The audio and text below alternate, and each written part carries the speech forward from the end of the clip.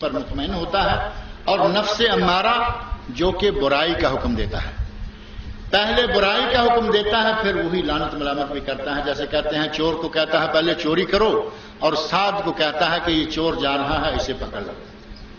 وہ نفس جو انسان کو برائی پر اکساتا ہے اسے ہی امارہ کہا جاتا ہے. اور اس پر کنٹرول کرنے کا طریقہ کار کیا ہے، آپ نے تقاریر میں میرا خیال ہے یہ موضوع کافی تفصیل کے ساتھ سن لیا ہے. قرآن اور نبی اکرم صلی اللہ علیہ وسلم کی حدیث، ان دو چیزوں میں جو کچھ آیا ہے اسے ماننے پر اپنے نفس کو مجبور کریں، اسی کا نام کنٹرول ہے. اگر قرآن اور سنت کو چھوڑ کر اپنے دل کی، اپنے خواہشات کی غلامی اور اپنی من مرضی اور من مانی کر لی تو یہ نفس امارہ کی غلامی ہے. آپ گویا کہ نفس امارہ کے غلام ہو گئے اور اس کے پیچھے لگے. نفس امارہ کو کنٹرول کرنے کے لیے کتاب اللہ اور سنت رسول کی تعلیمات پر عمل کریں. کیا صدقہ کسی مصیبت کو ٹالنے کے لیے دیا جا سکتا ہے؟ صدقہ ہم تو اصل میں اللہ کے ساتھ بھی بزنس ہی کرنے کے چکر میں رہتے ہیں. اس وقت تک صدقہ دینے کا نام نہیں لیتے جب تک کہیں پھنس نہ جائیں. جب کہیں پھنسے تو کہیں گے یا اللہ، اور پھر صدقہ بھی کھلا کھلا نہیں دیں گے. یہ نہیں کہیں گے کہ صدقہ دے دیا ہے اسی کی برکت سے چھوٹ جائیں گے. یہ تو صحیح ہے، صدقہ رد بلا ہے، صدقہ بلاؤں کو ٹال دیتا ہے. لیکن ہم صدقے کو بھی اپنی مرضی سے اللہ کے ساتھ ایک کنڈیشن لگا کر دیتے ہیں، اور وہ یہ کہ اگر ہمارا یہ کام ہو گیا تو یہ اتنا کریں گے. اور کئی لوگ تو وہ بھی اچھا کرتے ہیں کہ خرچے کی بجائے کہتے ہیں 100 نفل پڑھ دیں گے. خرچہ ہو ہی نہ، اگر میرا یہ کام ہو گیا تو 100 نفل پڑھ دیں گے. اور جو خرچہ کرتے ہیں وہ بھی کہیں گے یہ کام ہوگا تو، یعنی گویا کہ اللہ کے ساتھ بھی بزنس. اللہ کے بندو، نبی اکرم صلی اللہ علیہ وسلم نے سچ فرمایا بخیل کی جیب سے پیسہ نکالنے کا یہ اچھا طریقہ ہے. اللہ نے کام کرنا ہے اپنی مرضی سے، جب کام کر دے گا تو وہ پیسہ تم دے دو گے. اگر یہی پیسہ تم اللہ کی راہ میں دے دو، اللہ سے دعا کرو یا اللہ میری مشکل دور کر دے، تو یہ ہے صحیح معنی صدقہ دینے کا، اور اسی انداز سے صدقہ دینا چاہیے. کہتے ہیں کہ بابری مسجد بنیں گی، لیکن کب بنیں گی؟ جب ہم سب مسلمان ہو جائیں گے. بابری مسجد جو ہے وہ بنے گی، اور کب کا سوال آپ کے اپنے ہاتھوں میں ہے. اگر ہم نے صحیح معنوں میں اسلام کو اپنا لیا تو یہ ہندوستان ہمارا ہے. مولانا معراج ربانی صاحب نے رات ایک بات کہی کہ میں ہندوستان کی تقریروں میں کہتا رہتا ہوں کہ ہم اس ہندوستان کے مالک ہیں. ہندوستان کن کا تھا؟ ہندوستان مسلمانوں کا تھا، مسلمانوں کا ہے، مسلمانوں کا رہے گا، لوٹ کر آ جائے گا. بابری مسجد کی جگہ پر مسلمانوں کی مسجد بن جائے گی، لیکن ہم مسلمان تو پہلے بن جائیں.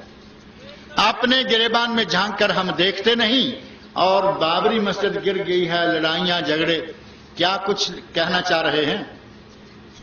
میرا خیال ہے کسی نے اس کا گلا دبوچ لیا. نماز وتر کے مختلف طریقے ہیں، ان میں سے مسنون طریقہ کون سا ہے؟ نماز وتر کے مختلف طریقے ہیں اور ان میں سے بہت سارے طریقے مسنون ہیں. ایک طریقہ جس کے بارے میں کوئی صحیح حدیث نہیں ملتی، اور یہاں میرے پاس دائیں بائیں الحمدللہ علماء کرام کا ایک اجتماع ہے، ان میں سے یا آپ کہیں سے کسی عالم سے پوچھ لیں کہ جو ہمارے پاک و ہند میں اکثر لوگ وتر پڑھتے ہیں، 3 رکعتیں اور 2 قعدے یا 2 تشہد، 2 رکعتیں پڑھ کر اتحیات اور پھر اٹھتے ہیں، پھر 1 رکعت پڑھتے ہیں اور دعائے قنوت پڑھتے ہیں. کوئی عالم کسی صحیح حدیث میں ایک میں بھی اس کی دلیل مہیا کر دے تو پھر ہم مان لیں گے کہ واقعی یہ طریقہ جو ہے وہ مروج ہے. اس ایک طریقے کو چھوڑ کر باقی سارے کے سارے طریقے جو ہیں وہ صحیح حدیث سے ثابت ہیں. 2 رکعتیں پڑھیں، سلام پھیر دیں، 1 رکعت اٹھ کر پڑھیں. جیسا کہ یہاں آپ ارسد راز سے جو لوگ رہتے ہیں یہ پڑھ رہے ہیں، حرم شریف میں اسی طریقے سے پڑھے جا رہے ہیں. پورے سعودی عرب میں، خلیج میں یہی طریقہ ہے، 2 رکعتیں پڑھی، سلام پھیر دیا. اور دوسرا طریقہ بھی حدیث سے ثابت ہے، اور وہ یہ ہے کہ 3 رکعتیں ایک ہی سلام اور ایک ہی قعدے کے ساتھ مسلسل، ایک پڑھی اٹھ جائیں، دوسری پڑھی اٹھ جائیں اور تیسری پڑھیں تو ایک ہی مرتبہ قعدہ کریں اور اسی کے ساتھ ہی سلام پھیر دیں. تیسرا طریقہ 5 رکعتیں پڑھنے کا بھی ہے. 5 رکعتیں پڑھنے کا، 3 رکعتیں پڑھنے کے 3 طریقے، 2 حدیث سے ثابت اور 3 مروج. سب سے زیادہ اسی پر عمل ہو رہا ہے جس کی کوئی صحیح دلیل نہیں ہے. اور 5 رکعتیں پڑھنے کا طریقہ بھی بالکل اسی طرح ہے جس طرح کے 3 رکعتیں پڑھی جاتی ہیں، مسلسل بغیر اتحیات کے 5ویں رکعت کے بعد جا کر اتحیات۔ لیکن امام کو چاہیے کہ جب 5 رکعتیں پڑھنے کا ارادہ کرے تو اپنے پیچھے والوں کو بتا لے کہ میں 5 رکعتیں پڑھنے جا رہا ہوں جو اس طرح ہوں گی۔ ایک مرتبہ کسی امام نے 5 رکعتیں پڑھنا شروع کر دی، تیسری کے بعد اٹھا، چوتھی کے بعد اٹھا تو لوگوں نے پیچھے سے شور بڑھا دیا کہ کیا کرنے جا رہا ہے۔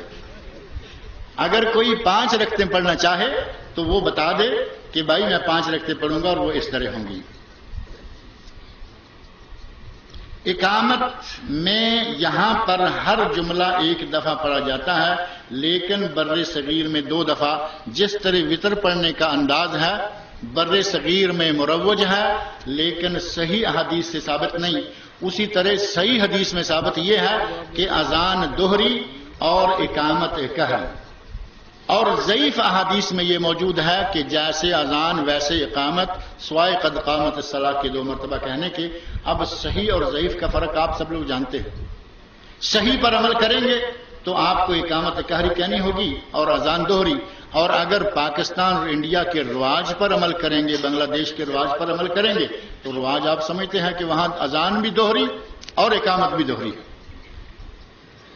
امام کے پیچھے سورۃ الفاتحہ الحمد پڑھنا لازم ہے یا نہیں، یہ وہ مسئلہ ہے جس میں علماء کرام کا سخت اختلاف ہے، لیکن نبی اکرم صلی اللہ علیہ وسلم کی احادیث اتنی ہے، حتیٰ کہ صحیح بخاری شریف کے اندر بھی احادیث موجود ہیں۔ نبی اکرم صلی اللہ علیہ وسلم فرماتے ہیں کہ جو آدمی امام کے پیچھے ہو، اکیلا ہو، مقتدی ہو، خود امام ہو، مطلقاً من لم یقرأ بفاتحۃ الکتاب لا صلاۃ لمن لم یقرأ بفاتحۃ الکتاب، جو سورہ فاتحہ نہیں پڑھتا اس کی نماز نہیں ہوتی۔ کئی لوگ یہ بات سن کر کہتے ہیں توبہ توبہ توبہ توبہ، یہ کون سی بات کہہ دی بھئی، اس میں توبہ طائب ہونے والی کیا بات ہے؟ میں نہیں، صحیح بخاری شریف کے اندر نبی اکرم صلی اللہ علیہ وسلم کا یہ ارشاد ہے۔ آپ فرماتے ہیں جس نے سورہ فاتحہ نہیں پڑھی اس کی نماز نہیں ہوتی۔ وہ امام ہے، وہ مؤذن ہے، وہ مقتدی ہے، وہ منفرد ہے، اس کی کوئی تفصیل نہیں ہے۔ اور اس موضوع کی 1 نہیں 2 نہیں 10 نہیں بلکہ سینکڑوں حدیثیں اور آثار موجود ہیں کہ سورہ فاتحہ کے بغیر نماز نہیں ہوتی۔ اب کوئی پڑھتا ہے تو اس کی مرضی، نہیں پڑھتا تو اس کی مرضی، احادیث اپنی جگہ پر موجود ہیں۔ مسجد نبوی اور حرمین شریفین یعنی مسجد نبوی اور مسجد حرم، ان دونوں میں 20 رکعت تراویح کی کیا وجہ ہے؟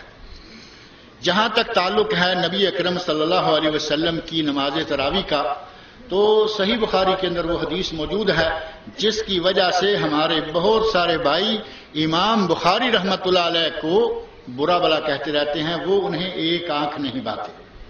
ان میں سے ایک سبب یہ بھی ہے کہ امام بخاری نے صحیح بخاری میں وہ حدیث ذکر کر دی جس میں تراویح کی رکعات ام المومنین حضرت عائشہ صدیقہ رضی اللہ عنہ کی زمانی باب باندھ دیا، تراویح کا باب باندھ دیا، اور حدیث حضرت عائشہ رضی اللہ عنہ والی ذکر کر دی جس میں کتنی تراویح مذکور ہیں؟ 8 تراویح اور 3 رکعات وتر، 11 رکعتیں۔ ما کان رسول اللہ صلی اللہ علیہ وسلم یزید فی رمضان ولا فی غیرہ علی 11 رکعہ۔ حضرت عائشہ فرماتی ہیں کہ نبی صلی اللہ علیہ وسلم رمضان میں اور غیر رمضان میں 11 رکعتوں سے زیادہ نہیں پڑھا کرتے تھے۔ پورے سال کا عمل حضرت عائشہ رضی اللہ عنہ نے بتا دیا۔ اب یہاں سعودی عرب کے اندر پورے سعودیہ میں آپ دیکھتے ہیں خال خال کہیں کہیں کوئی مسجد ایسی ہوگی جس میں ہمارا ہی کوئی اپنا ہی آدمی 20 رکعتیں پڑھا رہا ہوگا، پاکستانی ہوگا، انڈین ہوگا، بنگالی ہوگا، اور عموماً وہ مسجد بازار میں نہیں ہوگی، کسی کمپنی میں ہوگی، ادھر پار دور پار کونے کنارے میں ہوگی۔ بازار کی مسجدوں میں، جوامع مساجد میں اور تمام تر مساجد میں الا شاذ سب میں 11 رکعتیں پڑھی جاتی ہیں، اور پورے خلیج کے اندر یہ عمل مسلسل جاری ہے۔ رہا مسئلہ کہ حرمین شریفین کے اندر بھی رکعتیں کیوں پڑھی جاتی ہیں، اس سلسلہ میں ہمارے ایک بھائی نے بتایا کہ پچھلے دنوں باقاعدہ ریڈیو جدہ کی اردو سروس سے ایک پروگرام ڈاکٹر سعید عابدی صاحب کا نشر ہوتا ہے۔ ایک تو ان کا پروگرام ہے، یہ حدیث نہیں ہے اور بہت ہی اہم پروگرام ہے۔ دوسرا ان کا پروگرام آتا ہے آپ کے سوالوں کے جوابات، خطوں کے جوابات، انہوں نے اس میں یہ ذکر کیا ہے کہ حرمین شریف